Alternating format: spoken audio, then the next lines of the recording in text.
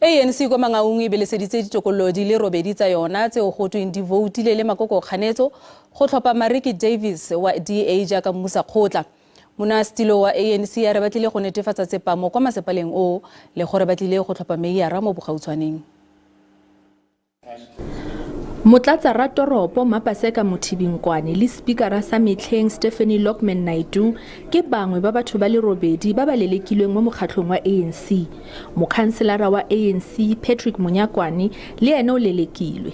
Mokgatlho wa re o mo dipuisanong le maloko a mangwe a mararo ka bokamoso jwa bone. Mo bekeng eno, mokhanselara wa DA o ne a tlhophiwa jaaka speakera se seswa mo Mangaung mme a fenya Lawrence Mathai mo ditlhophong. Mokgatlho wa re o sekaseka go tsaya kgato ya semolao go kgwetlha bosemolao jwa kopano e neng e tshwerwe. Re dumela re le ANC gore kopano ya masepala e tswetseng pele ka di 29 e ne se molaong gobane e ile ya bitswa ke motho e leng gore nako ana e fuwe ke national government o tla re thusa re le masepala ene fedile.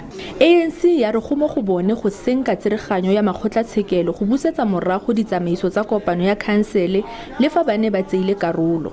Ya re kopano ya khansele e ne sa tlhomiwa ka tatelo ya molao. Bokamoso ba masepala bo ntse bo le hantle.